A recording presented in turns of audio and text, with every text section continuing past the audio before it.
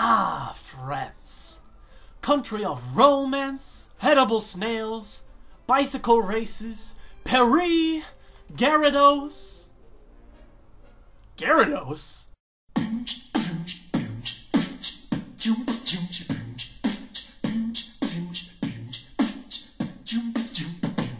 You're Reggie Rocket with my nonsense and hopeless Pokemon projects. You won't stop till you're about to the top with all the hot tips. Hit with the metagame train, the reigning top kids at the top of his game, and you can't hit on top this. You want the best tricks? I suggest you Prof-it. You want a mess split? I suggest you Prof-it. Once we started rolling, you know you can't stop it. Let's go and get some lessons from Jay Wits and Prof-it. Yeah.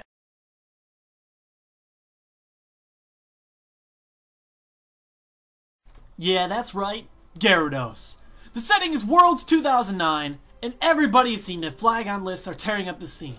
We got Flygon Palkia, Flygon Machamp Nidoqueen Memory Berry, just regular Flygon Machamp Nidoqueen, Flygon Weavile, etc. But as the matches progressed, there was a clear-cut fan favorite to go all the way, and that man was Fabien Gardner. Fabien, our French national champion, was running a deck many players hadn't seen run competitively before ever, the Gyarados from Stormfront. It was rogue, it was fancy, and it was winning. Well, to cut off an incredibly awesome underdog story short, Fabien lost in top 8 to Steven Silvestro, who would go on to win Worlds. This left Fabien out of the races in 5th place, completely idolized and supported by the Pokemon community. So supported, in fact, that his deck was no longer such a great French secret. Just look at these numbers. From what we were able to tally for Autumn Battle Roads, Gyarados was the 2nd winningest deck, just behind the great Flygon himself. Gyarados is now run 100 different ways and all over the United States, but one thing is for sure, it's a deck you gotta look out for. So we're taking old Gyarados out for a spin, in my deck zone.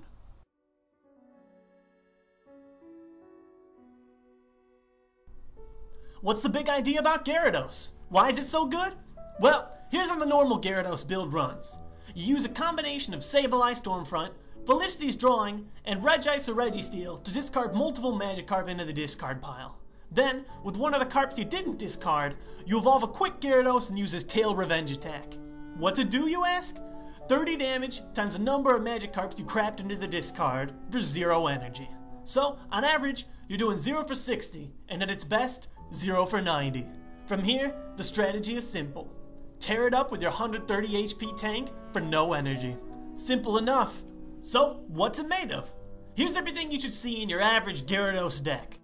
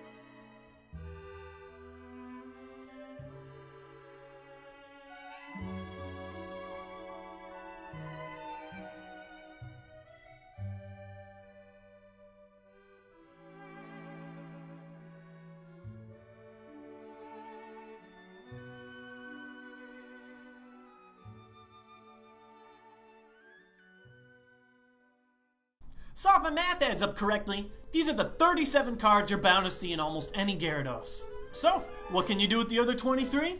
Let's tech it out! These are the 3 ways players buff out their Gyarados. More power, more tactics, and more consistency. Here's what I've seen done by players in each of the 3 categories. Power! Up to 4 plus powers. Plus power is as simple as it gets. It even has power in the title. For each one you throw on, you do 10 extra damage to the active Pokemon. Simple enough, 2 Crobats with 4 Poketurn. This seems to be the new, sophisticated man's plus power. By using Crobat's Pokepower Flash Bite, you drop a damage counter on a Pokemon when you put it down. Then, by using Team Galactic's invention Poketurn, you can pick it back up, and then usually after that, you put it back down and reset the power for another 10 damage. The difference between this and plus power is it takes more cards, but the Crobats are searchable through Roseanne's research, providing that extra damage when you really need it. Any amount of Expert Belt. This new card is one to be tested, and it's the definition of high risk, high reward. By attaching it to a Pokemon, they gain 20 HP and do 20 more damage for each attack. This gives Gyarados a whopping 150 HP, and an attack that can be doing 110 base damage for 0 energy. The catch? If you get knocked out with Expert Belt on, your opponent takes 2 prize cards. Pretty high risk, huh? This is a new card from the Arceus set, and it's just begging to be tested. Try it out and give Dos the belt. Next category? Tactics. Cyclone Energy. This one's a popular tech floating around. Despite not using energy, you can use the effect of Cyclone Energy quite handily with the Dos. Strap it on and your opponent swaps their active Pokemon out for a benched one, hopefully with less HP for Gyarados to swipe a KO. It also helps you versus Mr. Mime, but I'll get to that later. Up to 4 Super Scoop Up. Super Scoop Up has multiple moves, and I love them all. Flip a coin. If heads, you can pick a Pokemon up, all the Pokemon below it, and everything attached to it.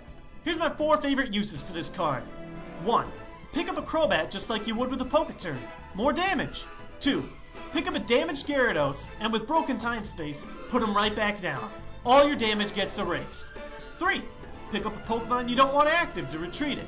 And 4. Pick up a Claydol or Uxie to reuse it for another use of their drawing powers. Palkia and Palkia X. Like Cyclone Energy, Palkia X, once a turn, lets you switch your opponent out for one Pokemon of your choice. Then it lets your opponent switch you. In combination with a card like Switch, every turn you get to hit the Pokemon you want to. It takes the trickiness of getting Palkia and leveling it up, but lots of advanced players tell me this option is fun to work with and absolutely worth it. And last but not least, consistency. For the most part, this is just adding more of a card to make sure that your deck pulls it out, such as more Warp Point or Switch, more Uxie or Claydol, more Bebe Search, one more Luxury Ball, remember you can only play one a game, more Broken Time Space, more Pokemon Rescue, and some people will play Time Space Distortion instead of Pokemon Rescue. This choice is up to you, but I don't recommend it. And the final suggestion I'll throw in there is Great Ball. I freaking love Great Ball. It's a trainer, so you can play it along with your supporters for the turn. It's like half of a call energy. Search your deck for a basic and put it on your bench. I'm pulling out the Regice or the Carp, baby. And now that you know every which way that you can play the deck, let's go over the major pros and cons of this bad boy. Here's all the reasons I support Gyarados. When fully set up, Gyarados hits for a ton of damage and can KO some really high HP foes such as Flygon. Also, all you need to do is play a Pokemon Rescue with Broken Time Space, and all of a sudden, you're hitting for 90 a turn again right after you get knocked down. Also, Gyarados is water, which gives you a great type advantage versus Blaziken FB and the new Charizard that's gaining popularity. Also, you have loads of deck space. With no energy, you have a ton of room to fit in all the tech cards I mentioned. Take advantage of this opportunity to fine-tune the deck to your liking. Gyarados, like the top deck Flygon, has no real awful matchups at this time. A well-played Gyarados has a good clean shot at winning against any other deck. It's definitely appealing to the hardened veteran and the new player. But Gyarados isn't without its drawbacks. Gyarados' setup isn't really conventional at all. You need evolutions, consistent draw, and discard of specific cards in order to do more damage. It takes a lot of practice to get used to. Gyarados also takes an average of 2 to 3 turns to get set up. Because of this, it's susceptible to donks. One turn losses due to Pokemon like Kingdra knocking out your only Pokemon. Sableye giving your opponent the turn 2 start doesn't help this whatsoever. Luxray GL level X is still popular in running and hits Gyarados for 90 plus damage after weakness turn after turn. This weakness is hard to turn around and with Luxray's speed can be a formidable opponent. Mr. Mime, an increasingly popular tech card, prevents your opponent from doing damage unless they have 3 or more energy attached to them. Well, running such low amounts of energy, some Gyarados lists will auto-loss to a single Mr. Mime, stalling out the game.